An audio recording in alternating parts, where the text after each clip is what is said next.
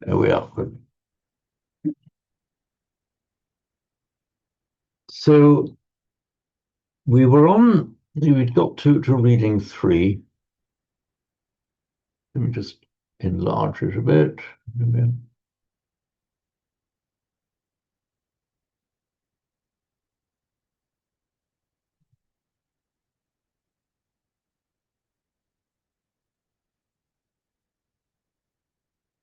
So we had, as best I recall, done the first sentence of it, but I'll read it out slowly anyway. And no, actually, I won't. I'm going to ask. Who am I going to ask? Shalaka. Would you like just to? I'll read out this first line first, and then if you can come in after me and read it. It's Michhadittikassa bhikkave anupanna cheva akusala dhamma uppajjanti uppanna cha akusala dhamma vepullaya samvattanti. Now, would you like to read it, but with this lovely Marathi way, in your native Marathi, Shalika? Okay, sure. I'm going to try. Michha ditthikastha bhikkhave anupanya cheva akusala dhamma uppajjanti uppanya cha akusala dhamma vepullaya samvattanti. Okay, very good. Thank you, Shalika. So I noticed that you were saying uppanya. It's uppanna. It's not a nya, it's a na. Oh, okay. Oh, yeah. Yeah. This is from, it's nothing to do with panya, Sanskrit pradnya, meaning wisdom. It's from the root pad. Oh, am I correct in thinking, if just looking at the Sanskrit jna, as in jnana, knowledge, for example, in Marathi, do you pronounce it as a jna? How does Correct. That's how we pronounce it. Okay, fine. Yeah. I think that you are the Marathi speakers are the only ones, I think, in northern India who still pronounce it in that Sanskrit way. Because as you know, in Hindi, they'd say gyan, for example, the g sound. How do they say it in Gujarati? Do you know? Gujarati, I think Gujarati also say gyan. I'm not sure, but I think they say gyan as well. Okay, like the Hindi speakers. Yeah. So anyway, you will be happy to know Marathi, Shalika, that the Marathi speakers are the only ones I know of who retain the authentic old Sanskrit pronunciation of that ñ sound. Yes, that's great. So we analyzed this verse last time, this line last time. Are there any queries arising out of it?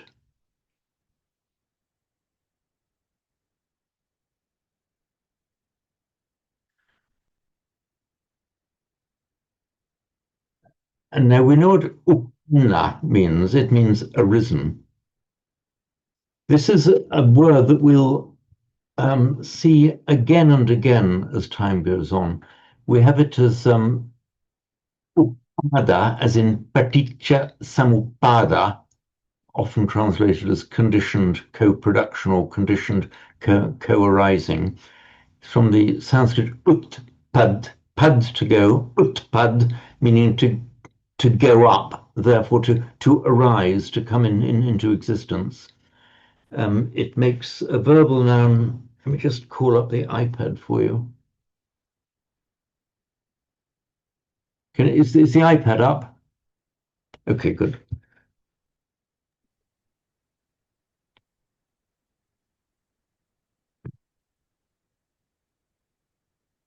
So it's the root bud, which is one of the verbs meaning to go. You don't often see it without a prefix. Normally, you see it with the prefix very frequently in Sanskrit, utpad, to arise. and it makes in Sanskrit utpada, which in Pali, by regular mutation, becomes uppada. So the uppada means the arising of something, literally the upgoing, coming into existence. It makes its past participle. Normally, you make a past participle by adding a ta to the root, but this one, there's quite a large group that add a na to the root. So that's why we get gone is padna, which becomes by sandhi, internal sandhi, panna. So padna becomes panna. So in Sanskrit, that which is arisen is utpanna, and in Pali, uppanna.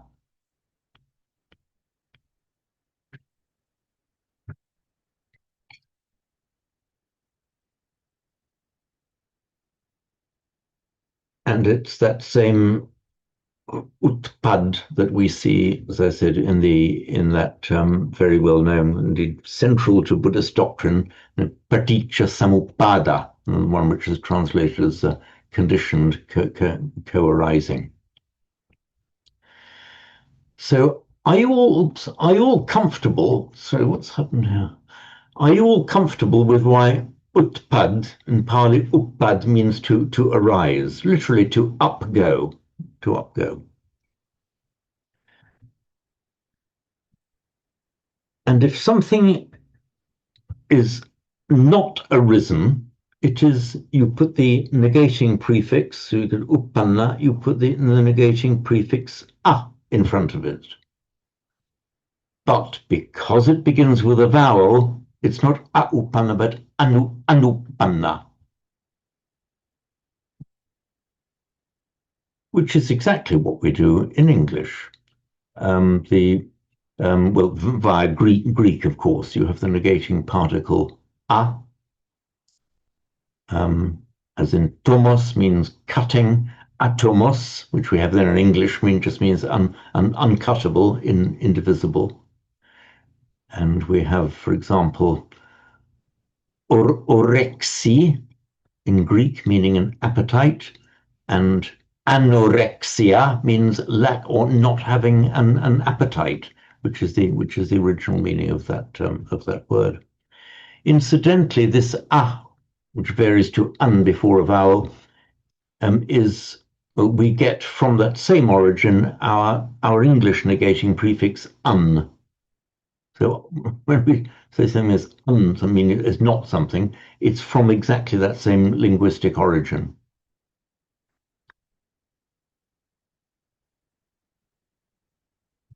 Pull up the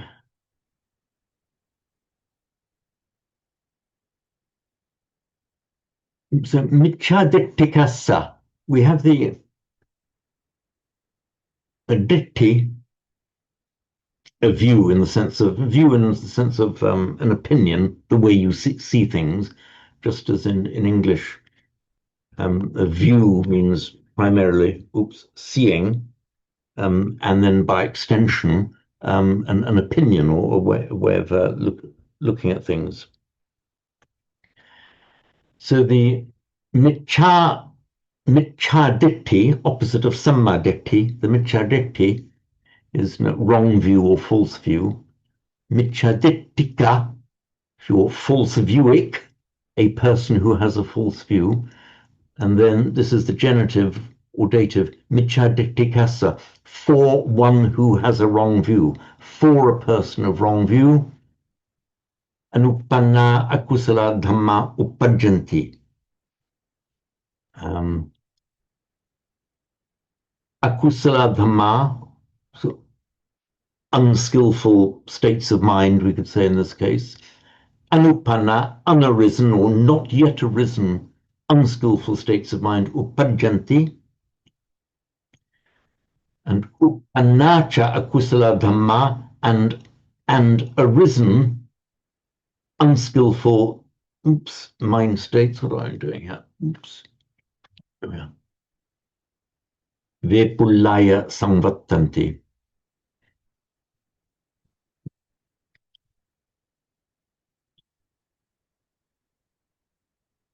Did I explain samvattanti last time round? I can't remember. I did. Okay, right. It's the one that's directly cognate with the Latin convert. Remember, the Sanskrit and Pali some prefix is directly cognate with the Latin con, vattati, Sanskrit vartate, Latin vert. So the words have diverged. So samvartate in Sanskrit, and convert in Latin, they come from the common linguistic origin, but their meanings have diverged slightly, but not totally. So samvattati actually means to be conducive towards. To convert means if you convert somebody to your point of view, a religious conversion, you're turning somebody towards you, turning so as to bring him with you. And so that's one of the meanings. The other is, of course, converting one thing into another. But the original meaning is to turn somebody so as to come with you. In Sanskrit, it means to be conducive, to lead you with it.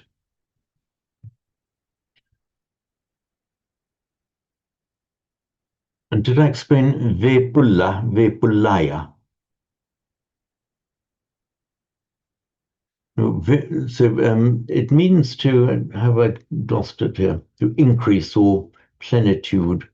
So pulla actually, in Sanskrit and Pali, pulla on its own means full. It's directly cognate with our English word full. Pulla, full, and in Greek, pleos, and in Latin, plenos. So vipulla is filling out, expanding. So akusala dhamma vepullaya samvattanti. The unskillful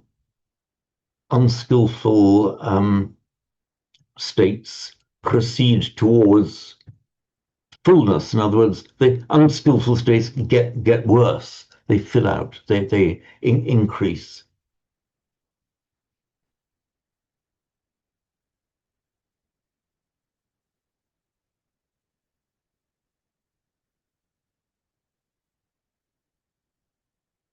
So, can anyone remind me where we actually got to in this second sentence of it, the one beginning Naham Bhikkhave? I should make. I'm constantly forgetting things. I'm forgetting to make my note where we got. Have you all forgotten as well?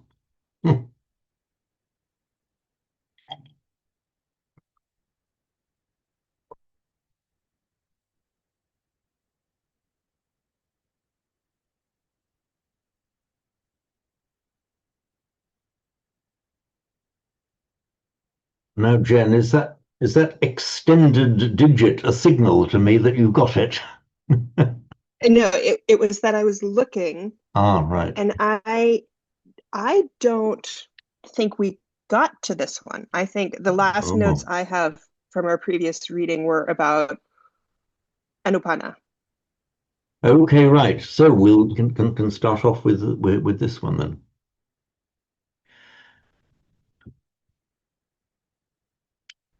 So I'll read it.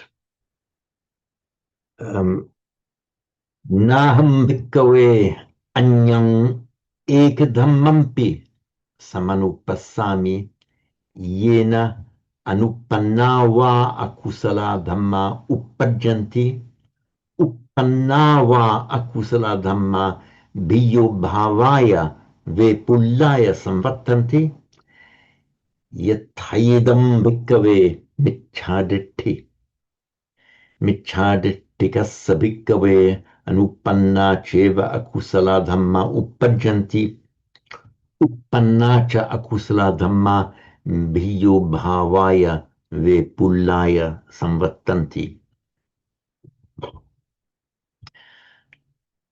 So this verb samanupassami, and it's negated na aham samanupassami. Samanupassami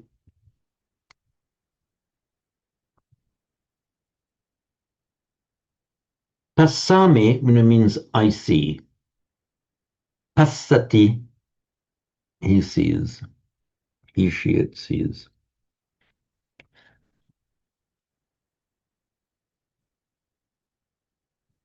Anupassati, it's the same verb with the prefix in front of it.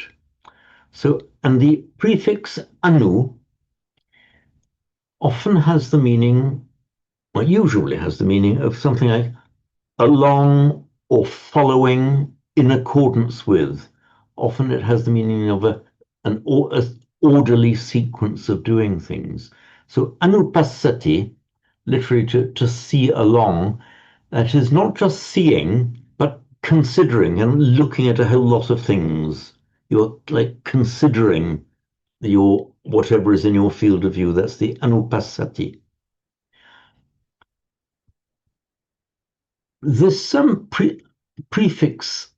You can very often have two or even three, occasionally, but not often four. But very commonly, you have two prefixes in front of a verb. Here you've got some anupassami. So anupassami, I can consider some anupassami suggests the culmination or completion of the process of considering. And the culmination of the process of considering is, of course, reaching a conclusion about something. So you could put it here as I do not discern or detect, I do not conclude, come to a view after considering something. So I do not conclude, I do not come to the final view that there is anyam eka dhammampi, the P even anyam eka dhamma, literally another one thing, another single thing, another single phenomenon. So na aham samanupassami, I do not conclude. I do not, it's kind of see, but see by way of considering and conclusion. So I do not conclude that there is, O monks, bhikkhave, anyameka dhammampi, another single phenomenon or thing, yena, by which, anupanava akusala dhamma upajjanti, we have the upajjanti, they arise, whereby we've got the va there where I'm highlighting it, the va, and va means either or, whereby the first va then is either, whereby either unarisen, unskillful states arise, upanava akusala dhamma, or unskillful states, upanna already arisen, Bhiyo bhavaya vepulaya samvattanti, go to the increase. How about translated bhiyo bhava? Yeah, in increase and expansion. Yatayadam bhikkhave micchaditti. As this, O monks, or just as, O monks, yatayadam is like a fixed phrase. I see nothing that is so conducive to the arising of unskillful states, yatayadam as micchaditti, false view, wrong views.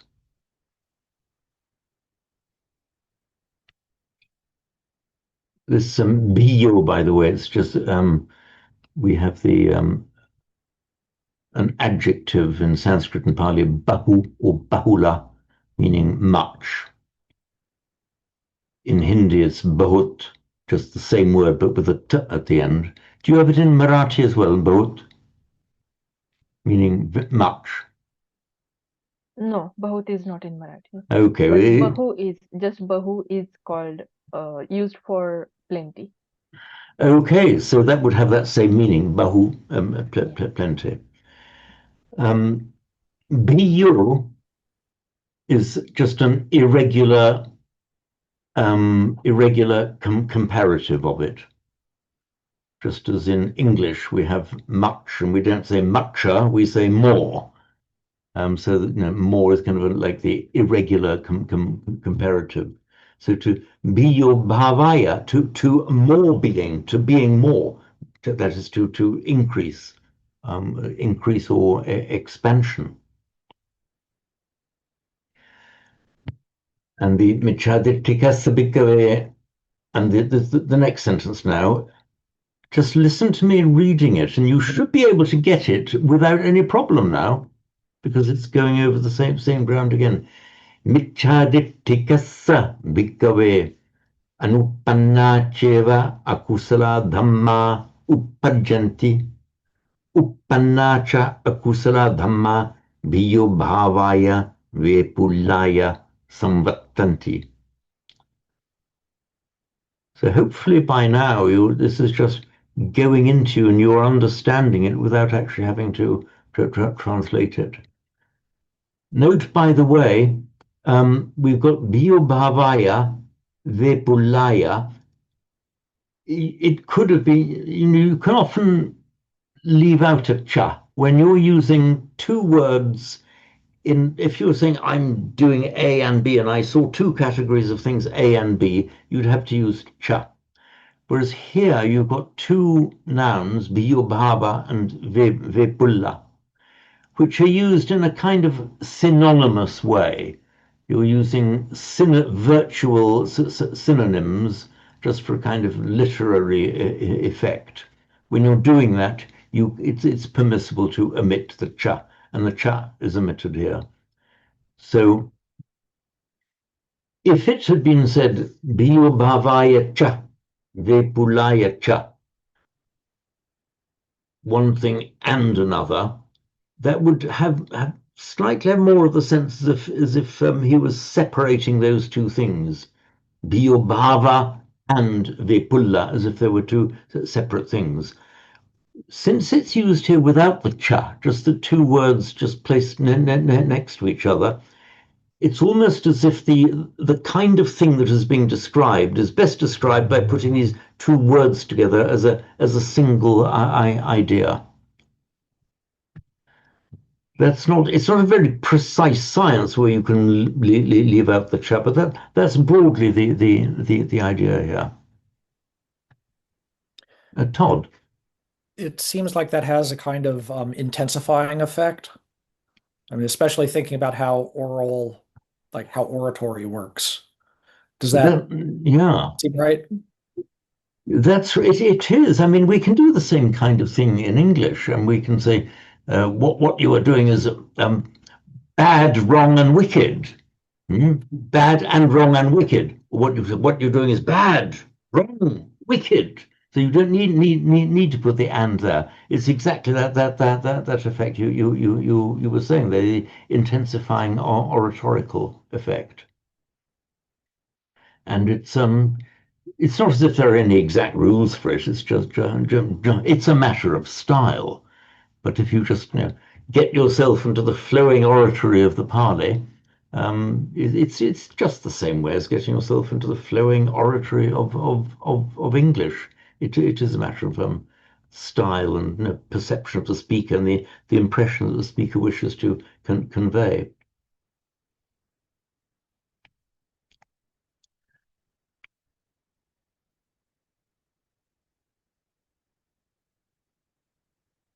So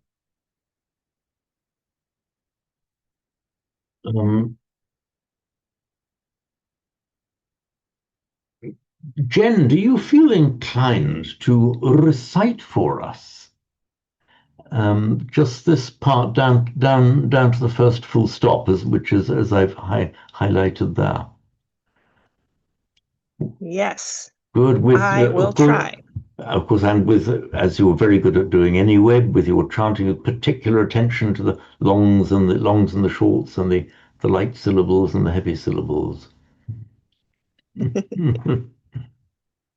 Naham bhikkhave anam ekadaman. Sorry, I'm going to pause it. It's anyam. Anyam.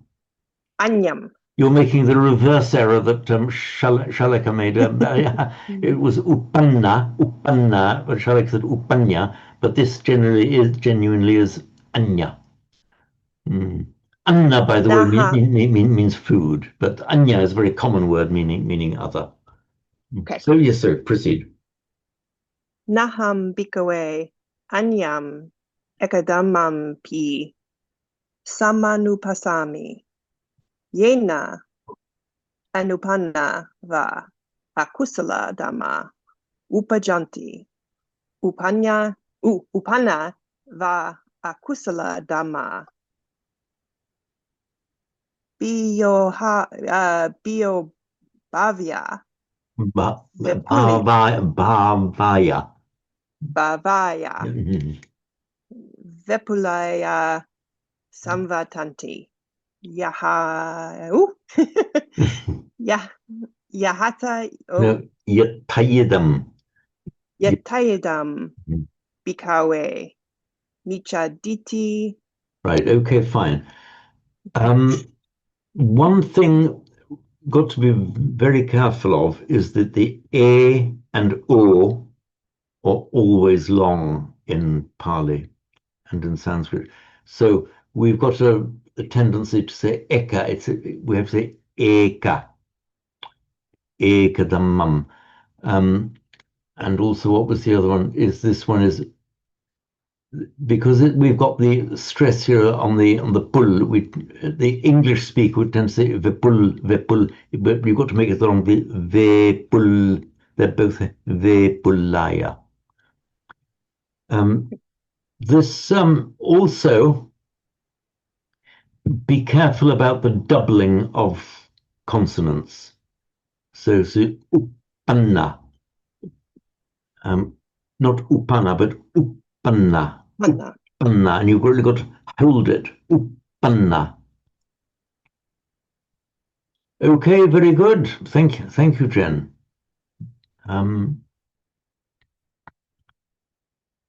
Would you like to read that line out, Todd? There's some same one. Also, one other thing, Jen. That first you slightly short is naham bhikkhave. Okay, Todd, over to you. Okay.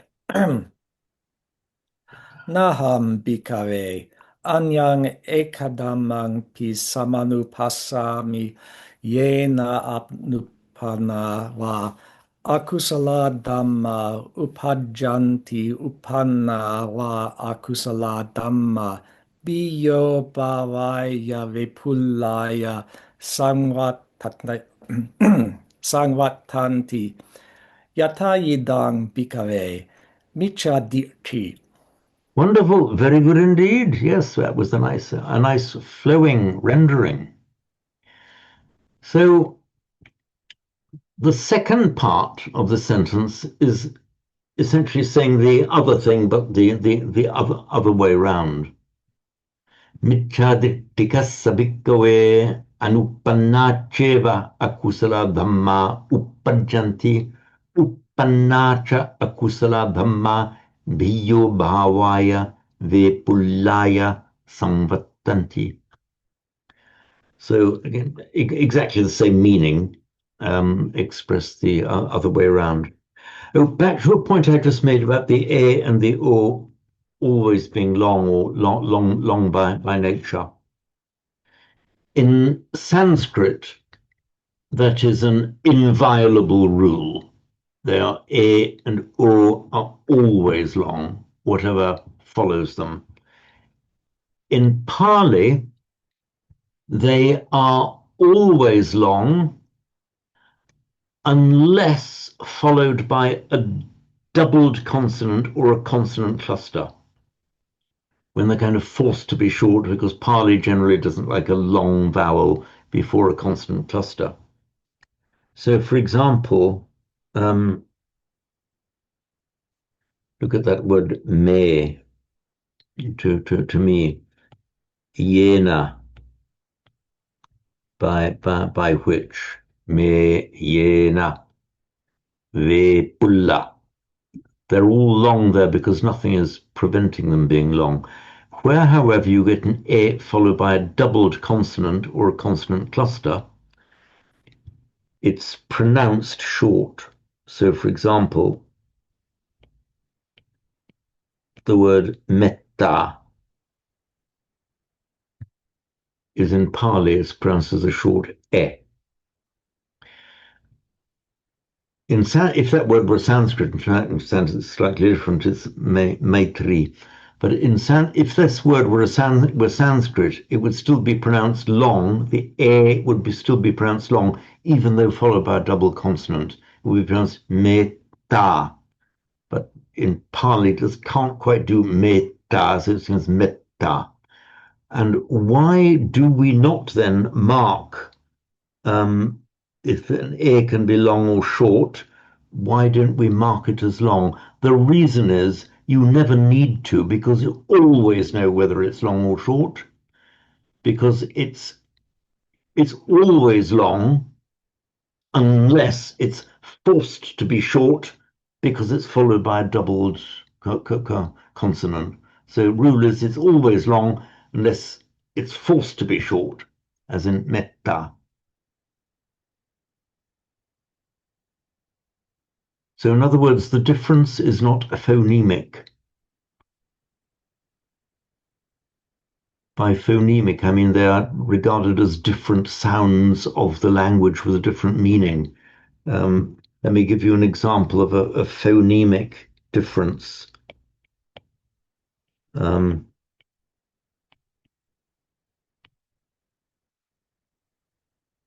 words bala, strength, and bala, which can mean either a child, a youngster, or a fool. There's a phonemic difference between them. There is, because there's, the difference in sound makes a difference in meaning. But there is never any occasion in Pali where the difference between e and e makes a difference in meaning. They're what's known among linguists as being in complementary distribution. It means the native hearer hears it as the same sound, but will pronounce it differently in different places. Since there is no such thing as a meta with a long a in Pali, it's not heard as a different sound. I'm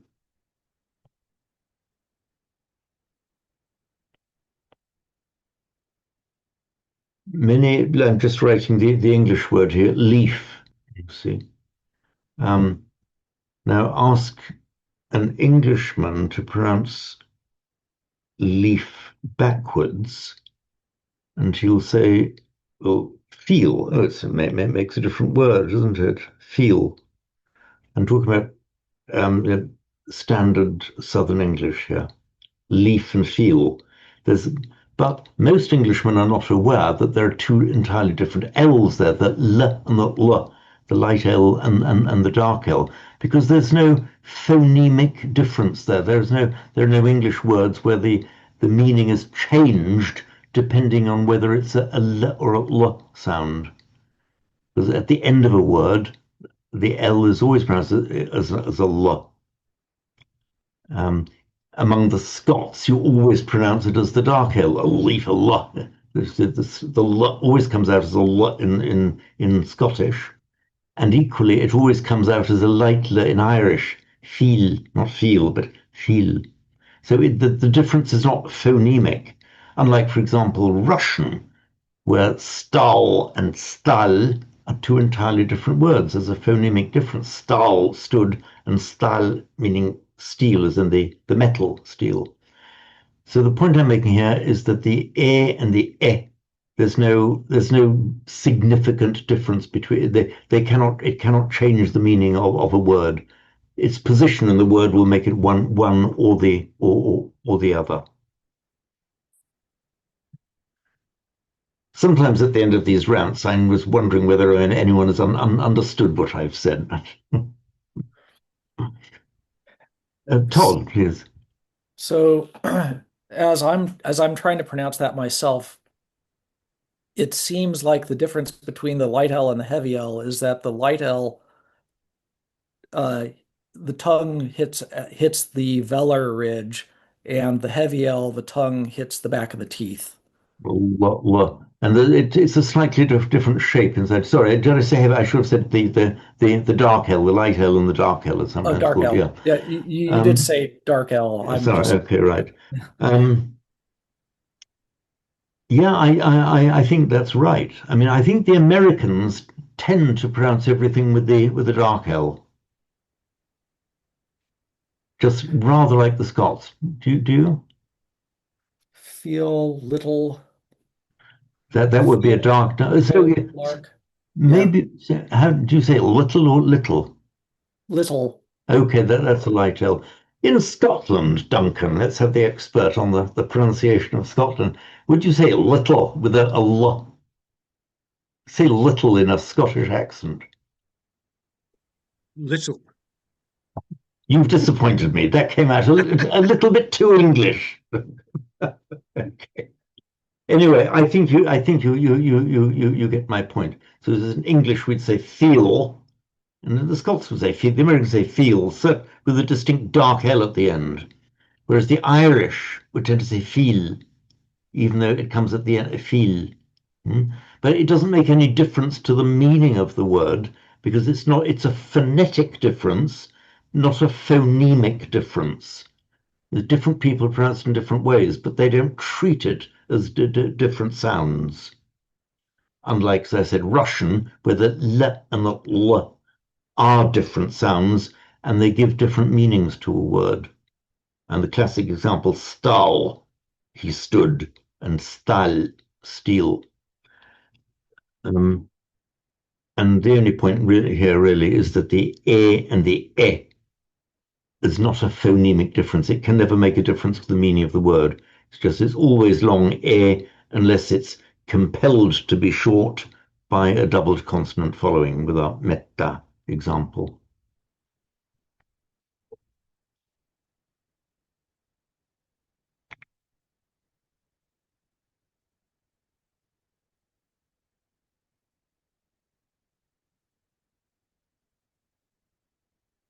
So we can move on to the next paragraph. Okay,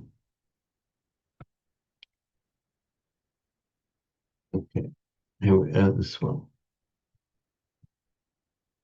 Naham bhikkhave anyamekadhammampi samanupassami yena anupannava kusala dhamma uppajjanti uppannava kusala dhamma bhiyo bhavaya vepullaya samvattanti yathayedam bhikkhave sammaditthi. This is saying now exactly the same as the previous, but reversing it for miccha, wrong view, and samma, right view. Sammadittika sabikave anupannacheva kusala dhamma uppajjanti uppannacha kusala dhamma biyo bhavaya vepullaya samvattanti. So I don't think we need to go through this in detail, with the exception, because the only difference is miccha and samma. Samma, again, it's a doctrinally central word in Buddhism. It's the one that's often translated as right, as in the Noble Eightfold Path. We've got samma ditthi, samma kamma, all the samma often translated in a right view, samma jiva, right livelihood, and all of them beginning with samma.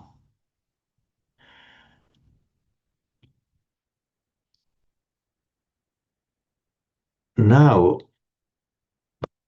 the translation right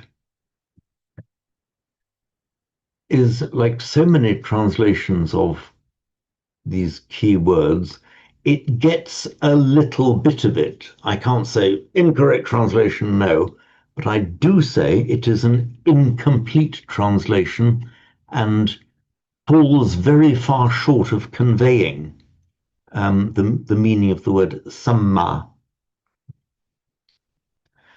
So I will take a few moments just to explain the richness of this word samma. despite its simplicity, it's actually quite a complex word. And I promise you, hang on, is that a rash promise? No, I think I can, with reasonable confidence, promise you that a bit of attention to this will pay good dividends to you. So let me call up the iPad again. So samma.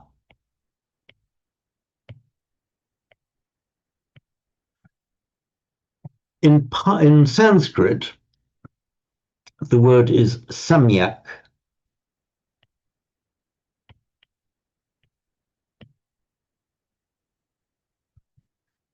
The Sanskrit samyak, by normal standard phonetic mutation, mutates to samma in Pali. Firstly, because the mya of the samyak will mutate to a double M. Sat will say the same. Pali words, with the exception of Pali words don't like ending in consonants. So if you get something as an ak in Sanskrit, they would just change it to a long a in Pali. So it's samyak, samma. And it is a combination, this innocent little word, a combination of three elements. Sam plus I plus anch.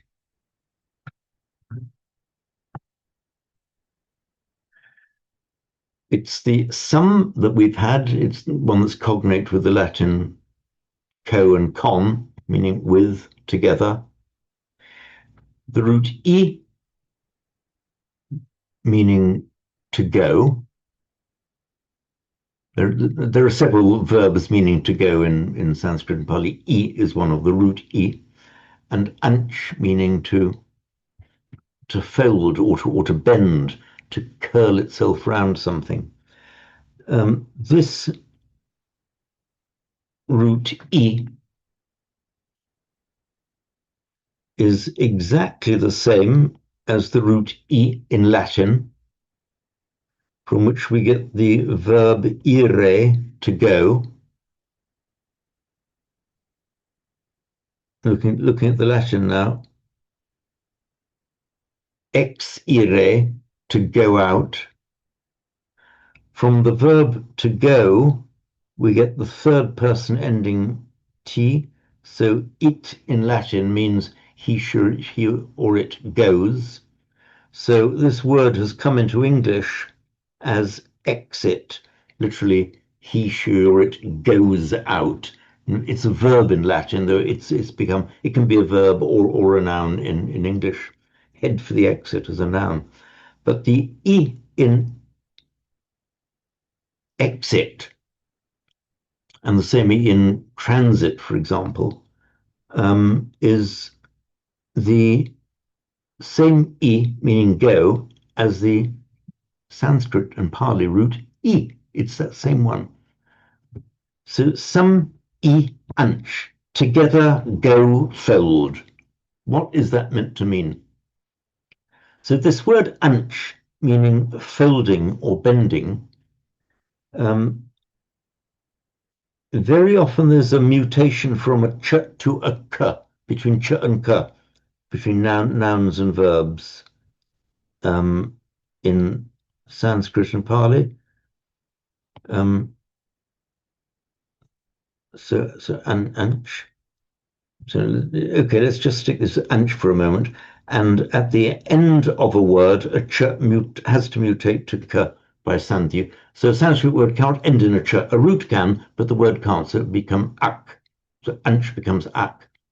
Now this anch, it turns up in Latin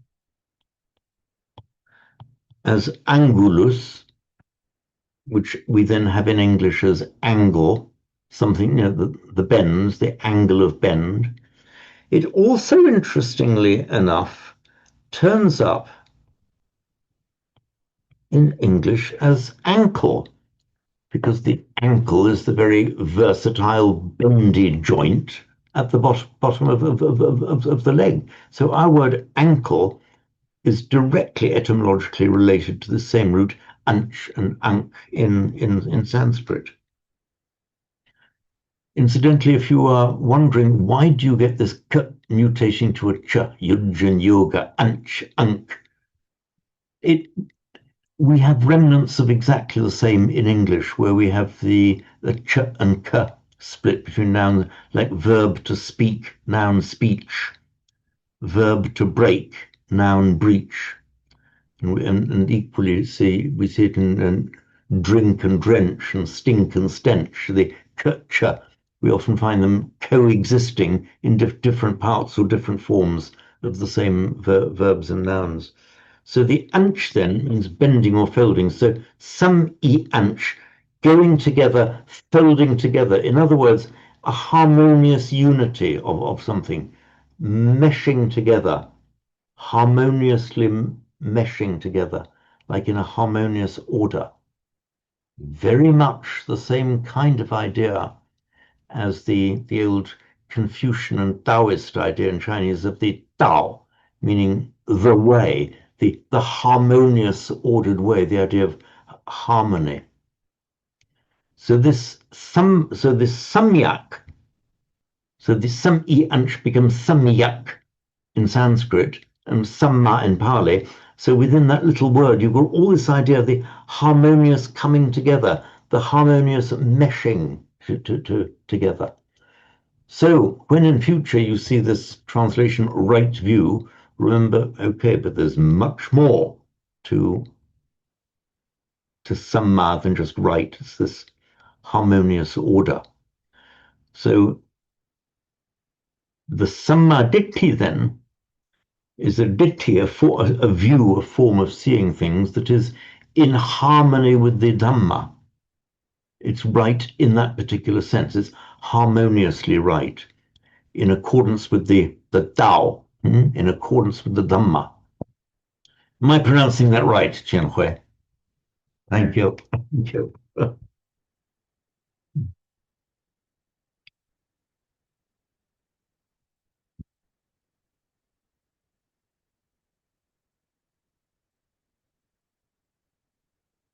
So,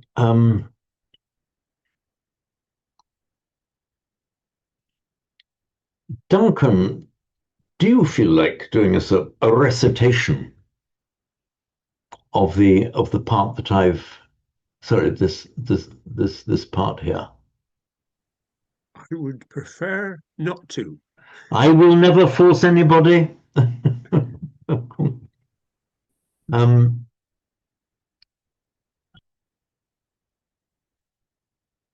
Do we have a volunteer to do a recitation?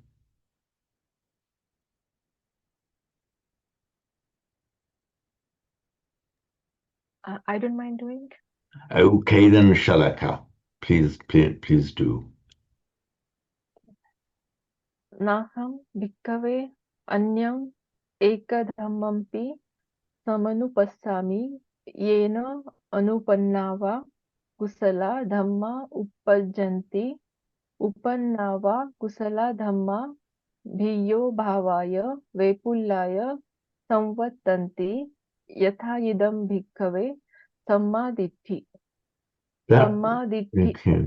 Okay, so we'll stop there. Thank you very much. And you notice there how, of course, Shalaka does it naturally as a native Marathi speaker. Marathi is a direct descendant of Sanskrit and the Prakrits. That, for example, all of the doubled consonants were pronounced distinctly double. Even the y, which sometimes is a bit difficult for English people to do. Bu. Just pronounce that again in the way you did Bu Bhavaya. Sure. Bhiyo bhavaya. You're right. You hear that distinct doubling of the Bu Bhavaya.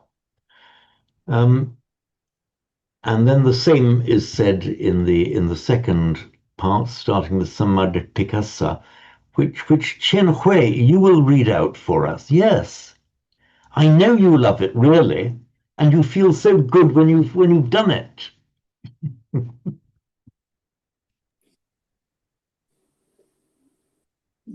Naha So just there's some second line now. I'll read it out first, and then you read it. Please. Sammadittikassa bhikkhave anupanna cheva kusala dhamma uppajjanti uppanna cha kusala dhamma biyo bhavaya vepullaya samvattanti. Sammadittikassa bhikkhave Bhikkhave. anupanna Now remember that the letter C is always pronounced as a ch. It's just the way we do it. So cheva.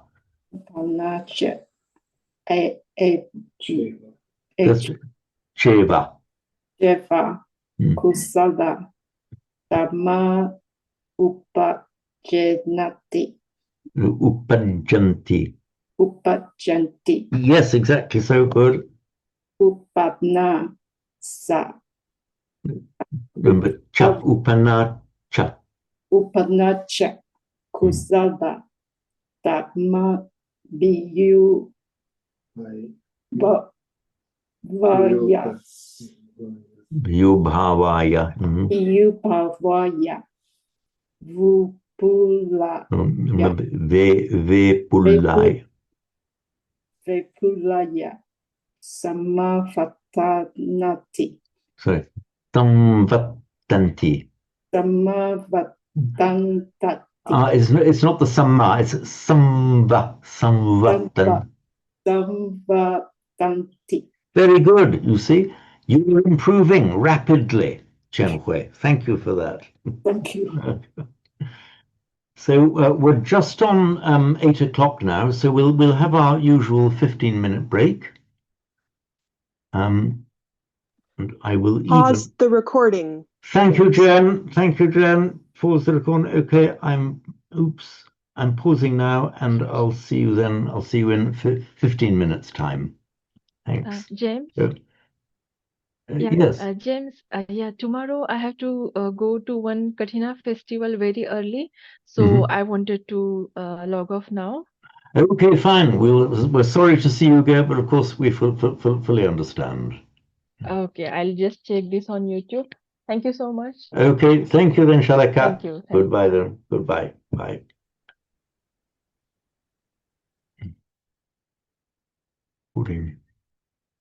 Right.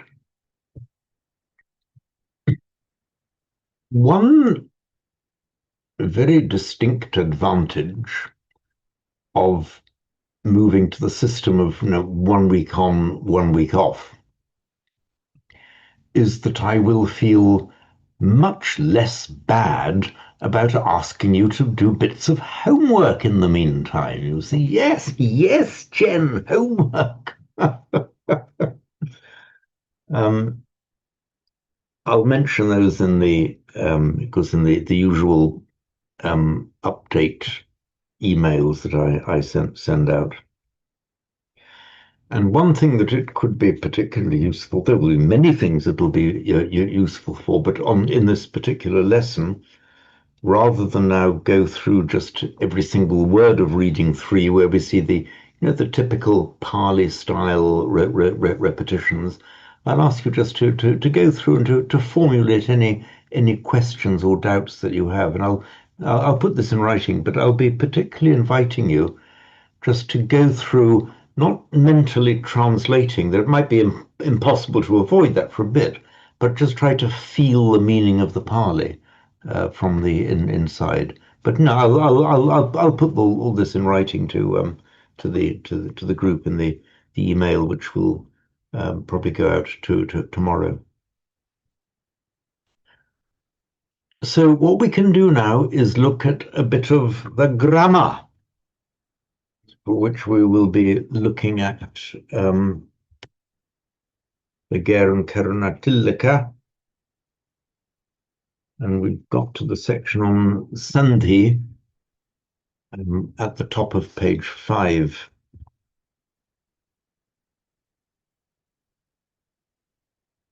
So Sandhi, can you all remember very precisely my explanation of Sandhi and why it means what it means?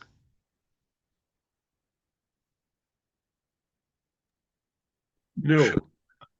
Okay. I will explain it. Let me call up the iPad again. The It's the root D. Oops. Sorry, the root da. The root is da.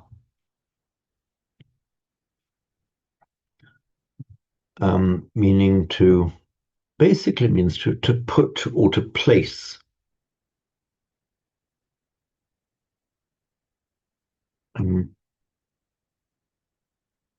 Where the root da appears at the end of a compound or as a noun at the end of a compound or verbal root with prefix, it actually turns up as the. It's the same word, it just mutates its spell da to the. So to put together, we've got our thumb or sun, which is our Latin con, sandha, to put together. And the verbal noun is sandhi, putting together.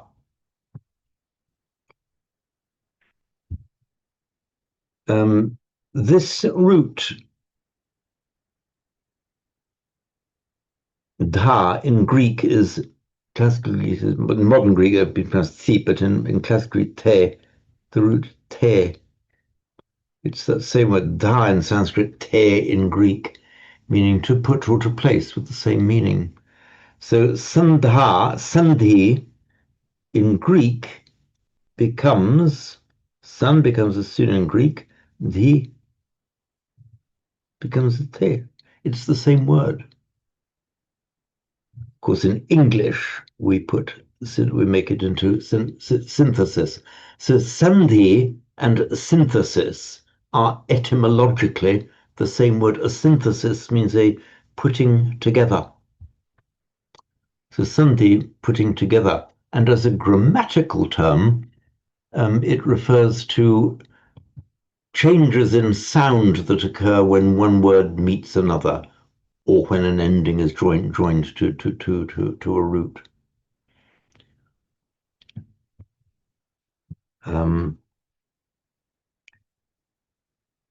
We see one example of sandhi. You have internal sandhi and external sandhi. Internal sandhi is when you can make a word of different elements and some changes occur within that word. External sandhi is when one word meets another separate word and there are certain sound changes. Quite complex rules in Sanskrit. They're actually much simpler in Pali.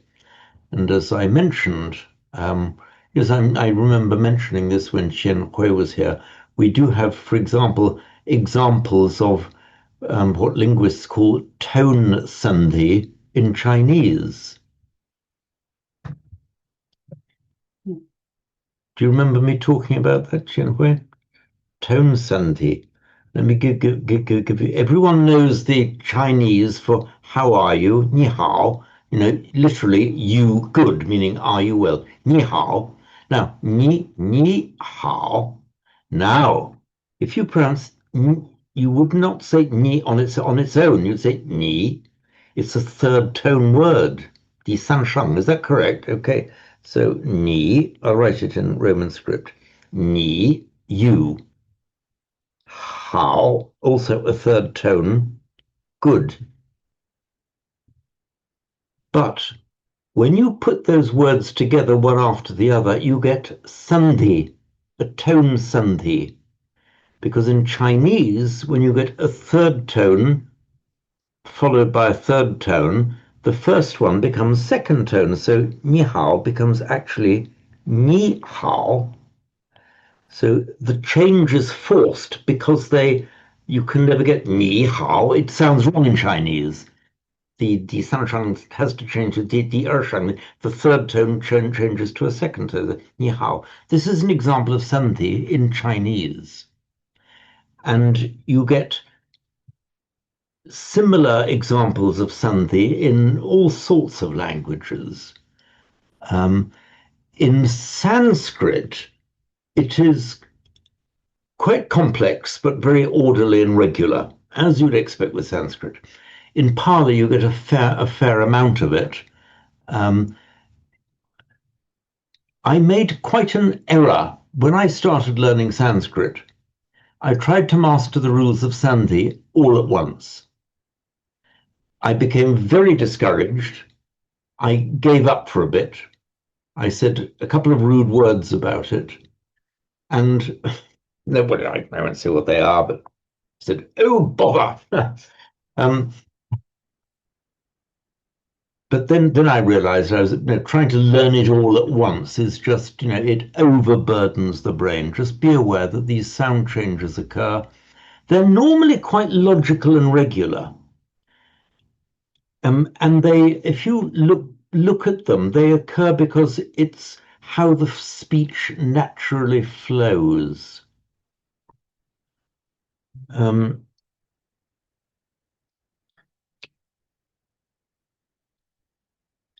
We've seen some simple examples here. We'll just look at some simple examples here. I'm looking at the top of page 9 of the Karuna textbook.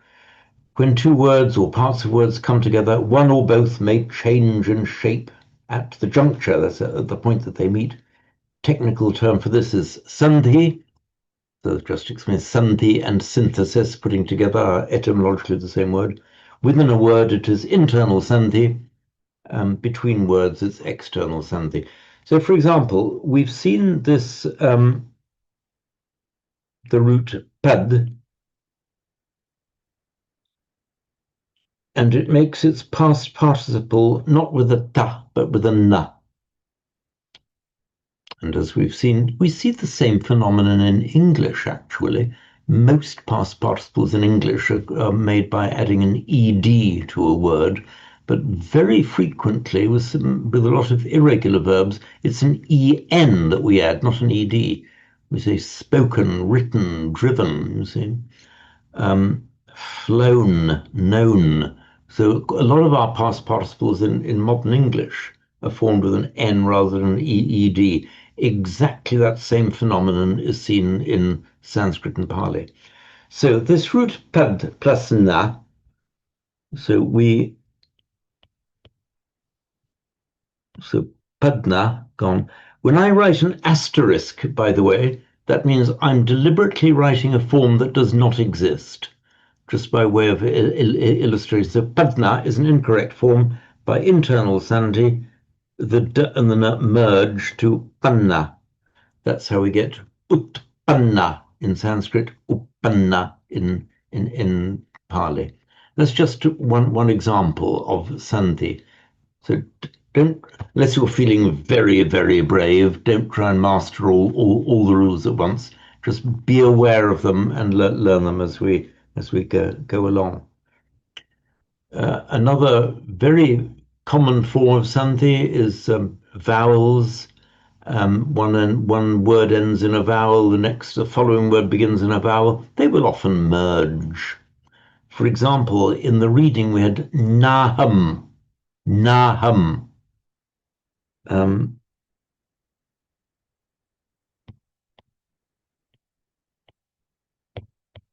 The naham is actually a merger of na plus aham. So on their own, these words are na and aham, both with short ah. Put them together, and they just merge into one. Naham, naham.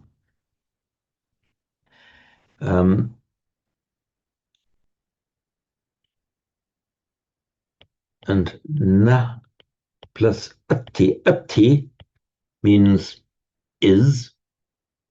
So na atti would become natti. The vowel would not lengthen there because Pali tends not to like a long vowel before a doubled consonant. So it would be natti. No, they wouldn't say it in Pali, just shortens to natti.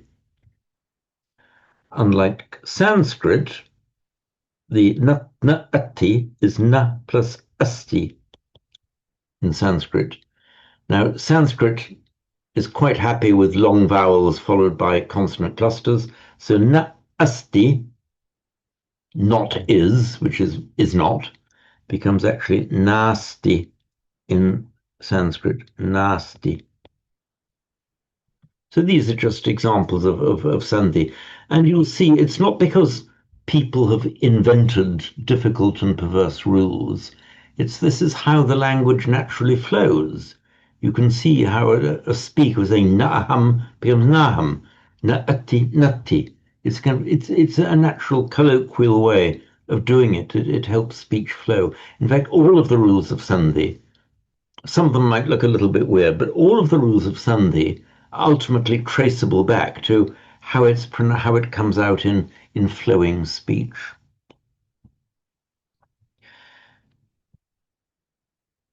By the way, on this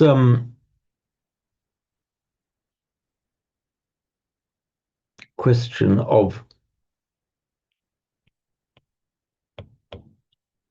verbal nouns and prefixes, we have sandha, to put together,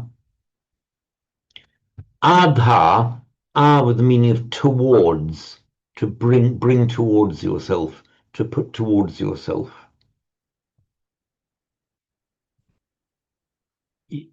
So you have sandhi,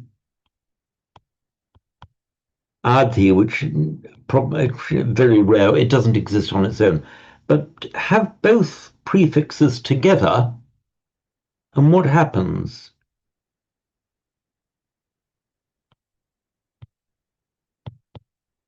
Samadhi. So what is samadhi? We're all familiar with the word. It's the state of the concentrated mind. You can mime the meaning of that word. The sum is the gathering together, towards yourself, and placing. It is the gathering in and the placing into the center of the scattered mind, the gathering into one, the samadhi. So you can actually mime the word. Come, O scattered mind, gather you in towards the center and place you there, place in stillness. So a lot of these words that have this what we think is some kind of esoteric significance, very many of them are quite physical words, really physical words. Nibbana, for example, nirvana in Sanskrit, nibbana in Pali, just means blowing out. And it started off as a very homely word. The nibbana of a candle is just the blowing out of a candle. And then it means just as you can extinguish a candle, blow out a lamp, blow out a candle. Equally, it's when the defilements are extinguished. It's nothing to do with the extinction of a person. It's the extinction of everything that prevents buddhi, enlightenment, arising. The extinction of lobha, dosa, moha, of desire, ill will, and hatred and delusion. So it's just the blowing out of those things, and the imagery is the homely imagery of blowing out a lamp.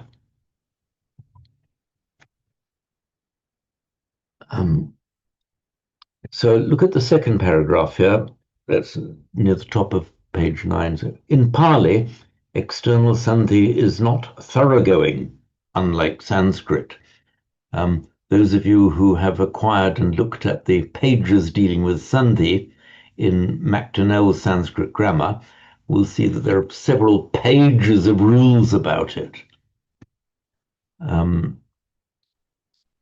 bad news is that it looks like an awful lot to take in. The good news is that in Sanskrit it's done in a very orderly and regular way. So there's quite a lot of rules to learn, but once you've learned them, the language always follows those rules. Pali shows many of the signs of being a colloquial language. Pali is basically a colloquial form of Sanskrit. It wasn't even written down for about well, in the form that we now know it, until something like 400 years after the death of the Buddha. So this is just an ordinary oral tradition in a colloquial language. So Pali is not thoroughgoing. In other words, sometimes it does sandhis, sometimes it doesn't.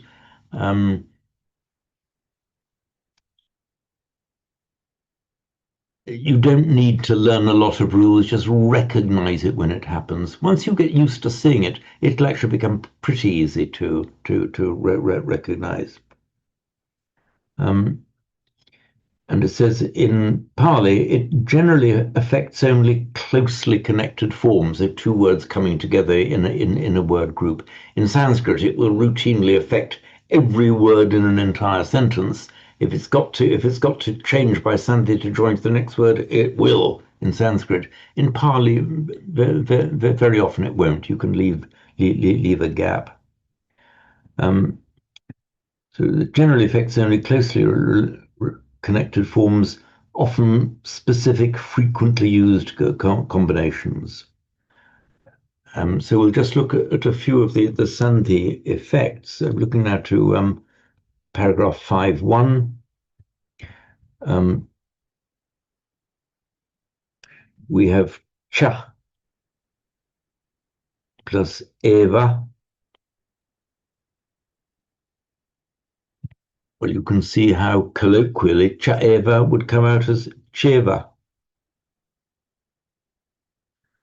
And the next example given in the book is nati becoming nati, which I've just explained to you. That's the one that in Sanskrit would be nasti. Just do the next paragraph. We'll go down to paragraph 6. So when two similar vowels come together, the result may be a long vowel rather than the loss of the first. Like na'aham becomes naham. Similarly, when the quotation marker iti is added, a preceding vowel lengthens. That is a rule. Can learn that well now because you will be seeing it the entire time. That iti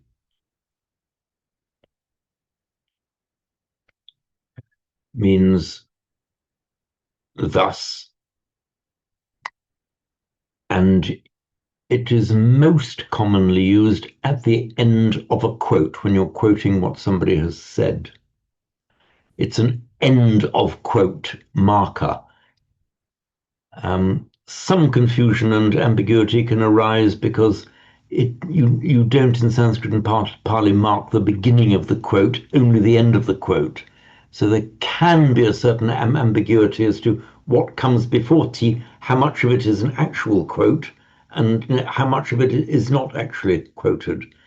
It's normally pretty obvious what is meant, but not always. You've just got to work out.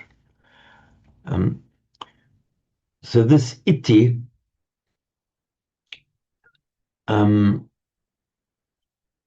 normally just is shortened to ti in Pali, and that's how very many of our chants end in a ti. A ti marks the end of quote, not end of what's said in this context, but end of chant, end of the bit of chanting that I'm doing.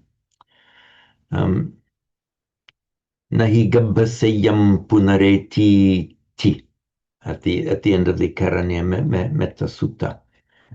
Note importantly that a short vowel immediately before the end of quote ti is always lengthened. Looking at the punar again, eti goes is just the last words of the Karaniya Metta Sutta. So punar eti ti, end quote. But you remember we chant in the Karaniya Metta Sutta, punaretiti. That's just a standard, this word on its own is eti, with a short e. Standard rule, final vowel always lengthens before the t. It doesn't have any grammatical significance. The lengthening of the vowel is purely a phonetic significance. Hopefully that will resolve any puzzlement you might ever feel about if one goes, he, she, it goes is eti. Why is it etiti? Just a standard rule. It just does. Let's just read this then. When two similar vowels come together, the result may be a long vowel rather than loss of the first. Yes, we've just dealt with that. Na'aham, naham. Similarly, when the quotation marker iti is added, a preceding vowel lengthens and the e in parentheses is lost. Such vowel lengthenings are resulting from sandhi are marked in the text by the circumflex rather than a macron. What that means is this. If you have, for example, na aham, not I, by sandhi it becomes a long vowel, naham. However, in some edited texts, this long R will be written with a circumflex accent. This circumflex accent, by the way, is not reflected in any of the Indian scripts. There's no equivalent in the Devanagari or in the other scripts in which Pali is commonly written, notably Thai, Burmese, and Sinhala. This circumflex instead of the long R is purely a device to assist students studying it in the Latin script. It has no other significance. It just represents, so this R here with the circumflex accent is a warning, a reminder to you that this R is the merger of two vowels, na'aham, naham.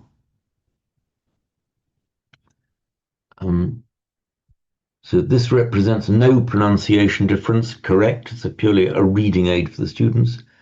They read the same, but it will make them easier to identify and help looking up forms.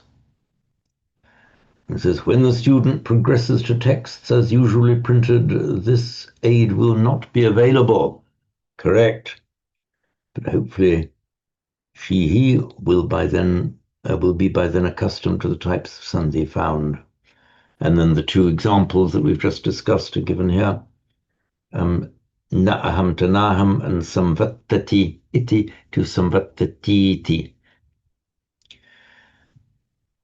Now, a phenomenon you'll see again and again, it's when a nasal, that's our subdotted M here, precedes another consonant, it may assimilate to it and become the nasal produced in that position. We do it automatically in English, in Pali and Sanskrit, and this is reflected in the various Indian scripts. They write it as a different vowel. So, for example, if you write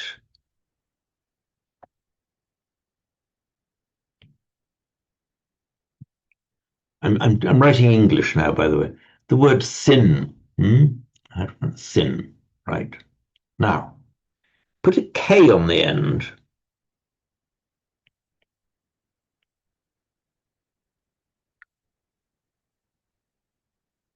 A lot of English speakers may be unaware of what they're doing, but we don't say sink, it's sink. We automatically change the N sound to a N with the following K, sink.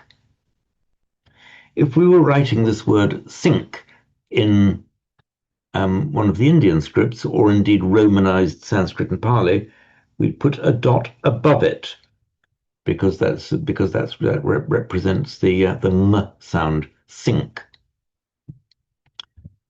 It's that same sound that we, for example, in the bhujangas, the factors of enlightenment.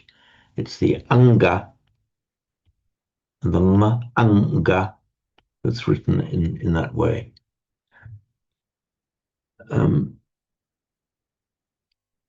So when you get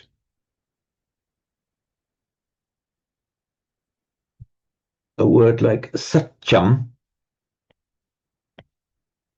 which means truth, we have the Arya Satchani the noble truths. Or, as Peter Harvey has ingeniously translated it, the truths for the ennobled ones. But we needn't delve into that. So satyam. So let's say we get a quote ending in satyam. Unquote ti, that can become satyanti, because the m will automatically become a n before a t. We do that in English as well. For example, we look at our English word stand. If you change that D to a P, we wouldn't say it right as a stamp with an N, because that couldn't happen. That becomes a stamp. So that's what's happening there in English is the nasal, the n or the m and the ng, are changing to be the same as where the next consonant is. So we say stand with a n, d, stamp with a m, p, because they're pronounced at the same place. And sink with a ng, k. The difference is that these different nasals are represented in the script in Sanskrit and Pali. And for example, we have the nya, for example, anya, nya sound, and jnana, anya meaning other. We've just had it in this text. Jnana, knowledge. When we get the word five, which is a pancha, we write that tilde sound over the n because it's a slightly palatized sound. Pancha, not pancha or pancha, but pancha. So the n is slightly palatized before the following sound ch. Basically, all it means is that the nasal, be it m or n or n or n or nya, is pronounced at exactly the same point where the tongue is when the following consonant comes out. So we say stamp, stamp. The mouth automatically goes for the m to the same position where the p will be coming out. When we say sink, the tongue automatically goes to the same position as where the k will be coming out. Sink, stamp, sink. The same phenomenon occurs in Sanskrit and Pali. So that's his. It's difficult for the English here to hear the difference between the nya of pancha. It's very distinct in something like anya, panya, with a vowel following. It's pronounced like the Spanish, the Spanish N with the tilde, very similar. But you can hear that slight distinction. Pancha, pancha. Now, if you have satyam,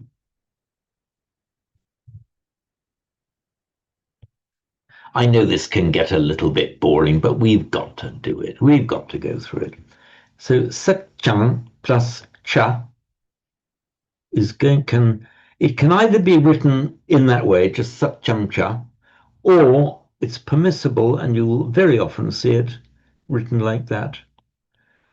So the final nasal alters its position both in pronunciation and in writing for the following cha, satyancha. In fact, if you write it in this way with the nasal and cha, the subdotted m plus cha, it would still be pronounced satyancha. Both forms of writing are equally correct, but you'd always pronounce it satyancha. So you'd always apply the sandhi in speaking. And I hope that you will see there's nothing kind of illogical here. It's all the natural movement of the mouth. Just from the difference in sin and sink. The tongue naturally places itself to pronounce the l before a k because it's natural for it to do that. And that's known as the assimilation. It says here when a nasal precedes another consonant, it may assimilate to it and become the nasal produced in that position.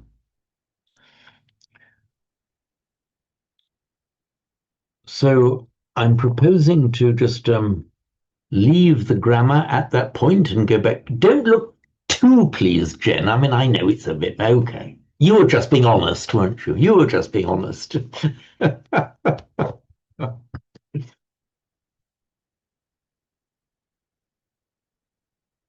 So were there any queries arising out of that? And if you don't have any now, of course, you're always free to raise them at the next session when we're doing grammar.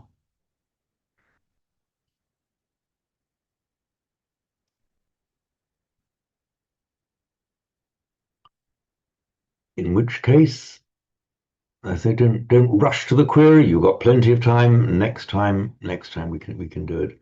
So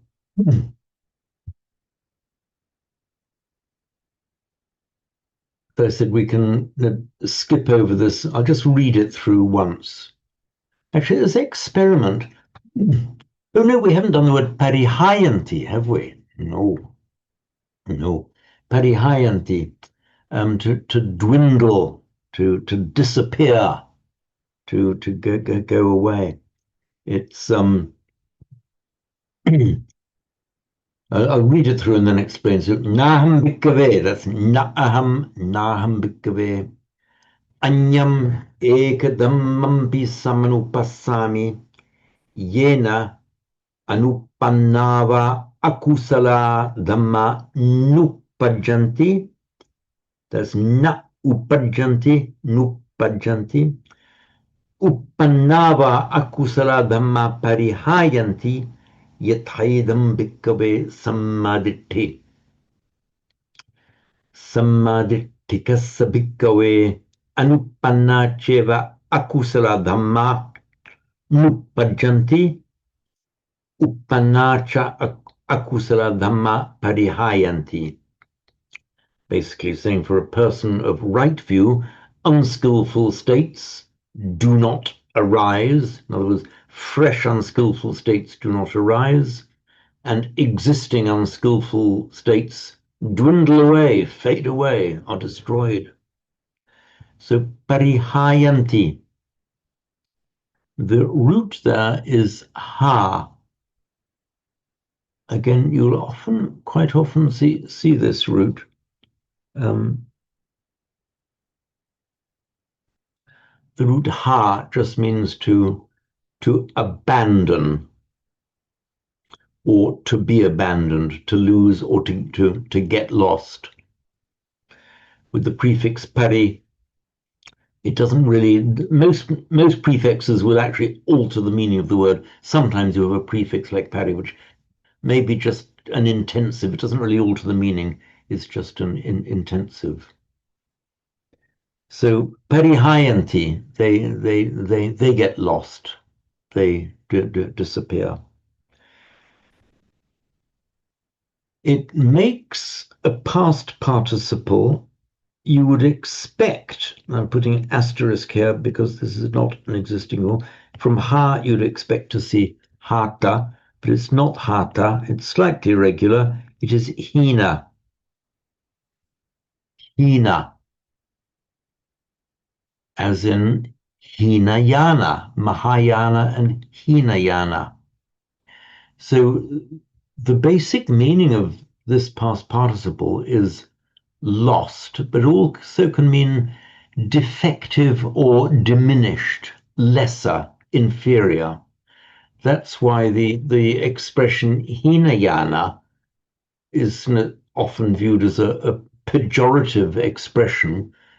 Sometimes, I mean, it can be misused, but it's in opposition to the Mahayana, the great vehicle, and the Hinayana, which could be translated as the lesser vehicle. Sometimes people use Hinayana as if it's synonymous with Theravada, which is in fact an error. It's not. In fact, even within the Mahayana, people talk about the Mahayana practice and a Hinayana practice. The Mahayana practice basically is one which embraces all beings, the bodhisattva vow, that you vow not to enter nirvana until all beings are released. That is the Mahayana. But within that same tradition, even among the Tibetans, for example, they will refer the Tibetan equivalent of Hinayana to a monk who's doing a practice that does not involve the vow to liberate all beings. It's just a vow to liberate, or the endeavor to liberate himself. So don't fall into the mistake, which I think in our Sangha we wouldn't anyway, of referring to the Theravada as the Hinayana. So that is the origin of the word Hina, from this root ha. And it means, as I say, to abandon. You can abandon a vice, or you can abandon delusion. It's often used in the sense of abandoning some undesirable quality. And in this context, it's this undesirable undesirable quality is parihayati, in plural parihayanti. They are lost, they dwindle, diminish, are destroyed. So the akusala dhamma parihayanti, unskillful states, are diminished, are destroyed even. The prefix pari, it's exactly cognate with the Greek. It means around, but here it's just used as an intensive. It's exactly cognate with the Greek peri, meaning around, which we have in English. The perimeter, which we pronounce as perimeter, means the around measure. The pericardium is the membrane that is around the heart. So we have a lot of words in peri that mean around, and it's a direct reflection of the Sanskrit and Pali pari. You talk about the students who will sit around the master. Pariupasanti in Sanskrit. Pariupasanti will go up and sit around him. So as I say, in this particular context, it doesn't mean around. It just means it could have that slight sense of all around you. You see them dwindling away. All of these undesirable qualities all around you dwindling away. But here it's more just as an intensive.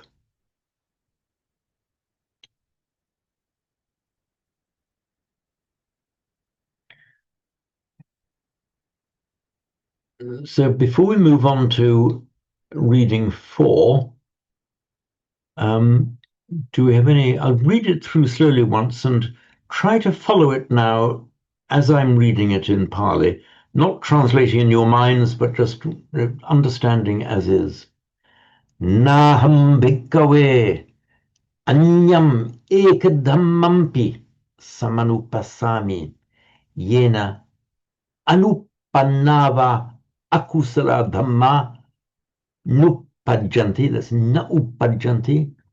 Uppannava akusala dhamma parihayanti yathayidam bhikkhave sammaditthi sammaditthikassa bhikkhave anuppannacheva akusala dhamma nupajjanti uppannacha akusala dhamma parihayanti. And just those last words, uppannacha akusala dhamma, the arisen unskillful dhammas, in this context meaning states of mind, states of spirit. Parihayanti, dwindle away. Uppannacha akusala dhamma parihayanti.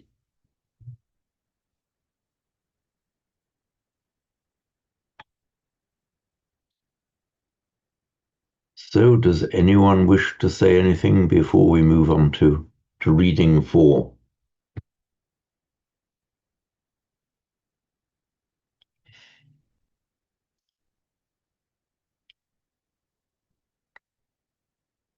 So we can proceed. So bhikkhu, and that's just the nominative form. You'll know the word bhikshu, bhikkhu. It's bhikshu. in Sanskrit and bhikkhu in Pali. Bhikkhu anupannanam papakanam akusalanam dhammanam anupadaya chandam janeti. This anam is the genitive plural ending. So we have the word chanda. First of all, bhikkhu, shorten it to bhikkhu chandanjaneti. The bhikkhu generates a desire. This word chanda, that I've highlighted here, means a desire. It's not quite the same as kama. Kama tends to mean the sensual desire in a way that is distracting and bad for the progress of the monk or anyone on the path. By contrast, chanda is morally neutral. You can have a good desire, or you can have a skillful desire or an unskillful desire. So the chandam, or the chanda, that has arisen in you to learn Pali, to deepen your practice, is a skillful chanda. It's a skillful desire. It's a bit like the word mana that we had in the Karaniya Metta Sutta. Mana can often be translated as pride, but you can have a skillful pride and an unskillful pride. A skillful pride is a sense, yes, I can do it. It's a belief in oneself to achieve a noble purpose. That is a skillful kind of pride. So equally, you can have a skillful desire, chanda. Janeti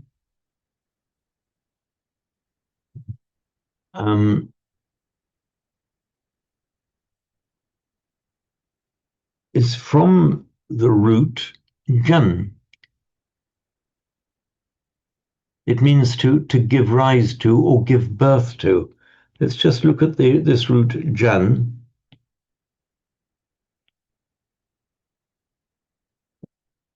It is the same jan that comes into Greek, for example, as gen.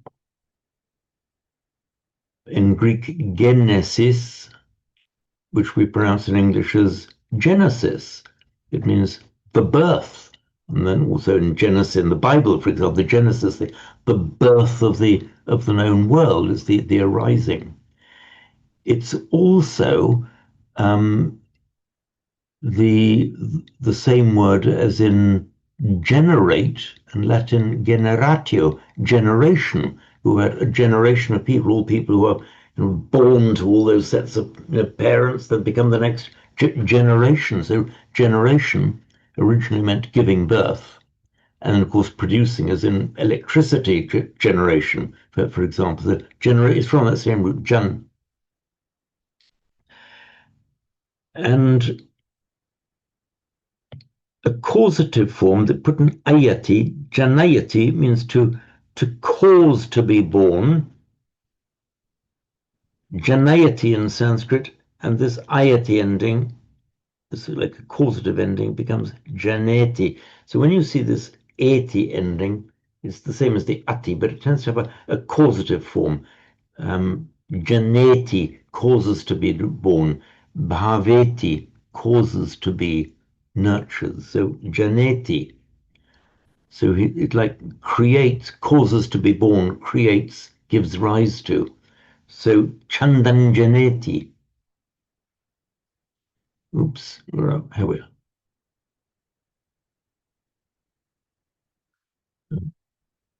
So he generates a desire. We could say that so when we say generates a desire, we're using exactly that same root in English from Latin as chandam janeti, it's that same jan. A note here on the pronunciation, the words that I've highlighted, that is how you would normally see it written in Pali, and it would follow that spelling in the scripts in which Pali is typically written. in the Theravada countries, so notably Thai, Burmese, and Sinhala. You write the final nasal there with the subdotted M. On its own, it would be pronounced Chandang, but with the following J, as I say, it's pronounced Chandanjaneti. You still write it with a subdotted M, but you pronounce it as Chandanjaneti. Doesn't terribly matter if you get it wrong, but it's nice to get it right, particularly if you're chanting in unison with people who do know how to pronounce it. So Chandanjaneti. So it's written, sorry, it's pronounced as if it were spelled like this, with that Chandanjaneti, as I've written it there. But in fact, you just write that subdotted M, but still pronounce it as Chandanjaneti. And again, there's nothing complicated about that. It's how the mouth normally wants to articulate these sounds anyway. If you don't get it right the whole time, it doesn't terribly matter. It'll come easily. So Chandam Janeti, he generates a desire for what? If you generate a desire for something, that would be put in the dative. And here we have it, the dative ending aya, which you will remember from the table on page 5. That is the table that I said to you all you must learn so well. You just internalize it so it becomes part of you. This is the aya ending. And the Buddha taught for the hitaya, sukhaya of people, for the hitta, for the welfare, sukhaya, for the happiness of people. That's that same dative ending. So what is anupadaya? Well, we already know that word. We've got the root pad, the upada, the arising, as in paticca samuppada, the upada. This is the non-arising. It negates the noun. So Chandam Janeti, he generates a desire for anupadaya, the non-arising. The non-arising of what? So the non-arising of, and everything that he generates a desire for the non-arising of, you of course expect to find that in the genitive, the arising or non-arising of something, a bit like in English. And sure enough, we have a string of genitives here. All of these 4 words are in the genitive plural, the anum, which is the signature of the genitive plural in nouns ending in a short a or a long a as well, actually. So the anum, anum, anum, anum, all genitive plurals. So the non-arising dhammanam of, in this case, let's translate it as states. The non-arising of dhammanam of certain states. These 3 words preceding dhammanam are all adjectives describing what kind of states is he generating a desire for the non-arising of. So they are adjectives, and in accordance with the usual rule, the adjectives have got to, as grammarians call it, agree with the noun. So if the noun is a masculine genitive plural, as it is here, then all of the adjectives describing it have also got to be masculine genitive plural, which is what we see. That's why we have this series of anum.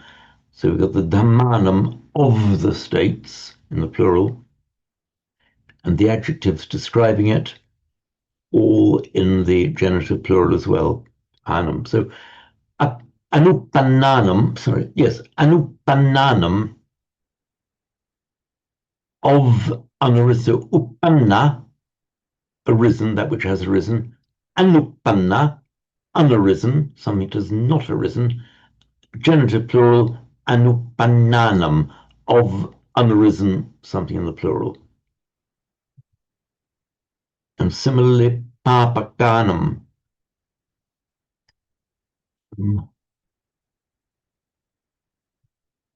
The word pa is sometimes translated as sin, but that's a slightly dodgy translation, because if we use the word sin in modern English, it's got the overtones of what sin means in Christianity. Papa means just anything that's bad or wrong or evil or nasty. And the word papa itself, papa, is both a noun and an adjective. It's a noun meaning an evil deed or a sin, or an adjective meaning evil or sinful. But you can also add a k, and the end papaka, which is just a pure adjective, has the same meaning as papa. So how about translated? Papakana, evil, yeah. So papakanam, of anupananam, unarisen, papakanam, evil, akusalanam, unskillful, the manam states. So he chandanjaneti, he generates a chanda for the anupadaya, for the non-arising, of the dhammanam, genitive plural, dhammanam then described by these three adjectives, all in the genitive plural.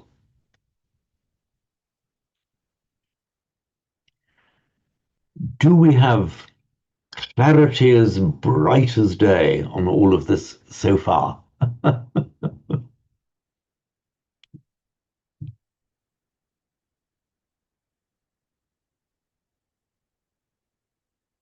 I detect a slight hint of doubt in Jai's countenance, but I will leave it to Jai to raise any point he wishes.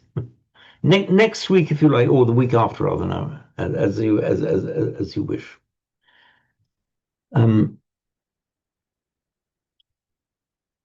Vayamati viryam arabhati chittam paganhati padahati. So vayamati means strives, makes an effort. How have I lost it? Strives, makes an effort, yeah.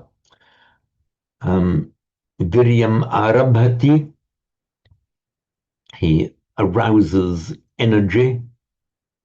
Chittam paganhati, he applies the chitta, applies his mind. Padahati is another word meaning strive. This vayamati, I will describe this word to you.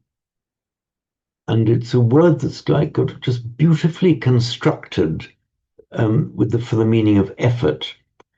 Within the Noble Eightfold Path, we have the right effort, which in Pali is samma vayama. So vayama is the noun, vayamati is the corresponding verb, makes an effort. This vayama, just call up the iPad again. It's from our root yam,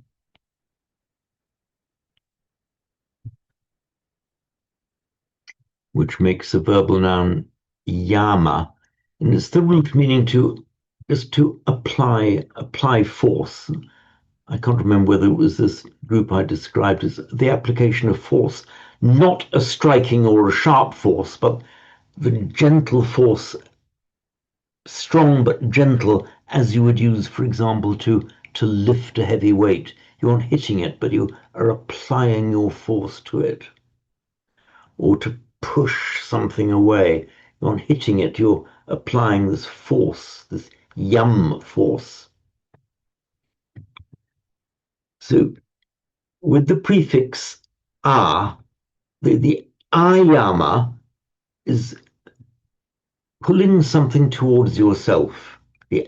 This prefix a very often has this dynamic meaning, of often with towards, dynamism towards you, a movement towards, ayama, pushing toward, pulling towards yourself. Viyama, the V is pushing away. So ayama, pulling towards yourself. Viyama, pushing away or stretching out. Remember the word viyama. Hang on, I'm going to Google. Got to be able to have. I'm miming these things. I've got to have. So the viyama is the stretching out. Viyama is a kind of exerting of an effort. Now viyama, the away effort, stretching out, stretching away. So that's the span of the arms is the viyama. And the Buddha said, here in this fathom-long body is enlightenment to be one in this viyama matte kalevare, in this viyama measured body. Now, the viyama is the pushing away, stretching out, ayama, stretching towards you. Put those two prefixes together and you get viyama, viyama. Both prefixes. So the viyama, which is often translated as effort, it's the tug of war. It's the dynamic pulling and pushing. So the effort there, it's as if it's very physical imagery. It's the dynamic tension between the striver and what he's striving for or striving against unskillful states. So there's this tug of war imagery, viyama, all summed up in this one word. The away towards pulling. It is this tug of war imagery. So our typical translation of effort kind of gets it. Yeah, roughly, if you have to have a one-word translation, that's probably it. But it doesn't get the full richness of the Pali. In fact, the English word effort, from the Latin exfortiare, means pushing out strength. It's something, the shape of the Latin word itself is the exfortiare, pushing out strength. It doesn't capture the idea of this tug of war, this dynamic tension. So when in the Eightfold Path we are exhorted to practice right effort, we have this imagery here of this dynamic struggle going on with whatever it is that we're dealing with. So this brings us to 9:16, UK time anyway. When we next meet, just to remind those of you who are not residents of the United Kingdom, that our clocks go back on the last Sunday of the month. So at 2 o'clock on the morning of the last Sunday of the month, clocks go back from 2 o'clock to 1 o'clock. But I'll do a note about that in the group email. So hang on, let me just oops, I'm doing that. So I will bid you all goodbye. Thank you for being with me. Our next meeting then, with our new week on, week off system, our next meeting now will be on Tuesday week. But I'll give you a note about it in the group email.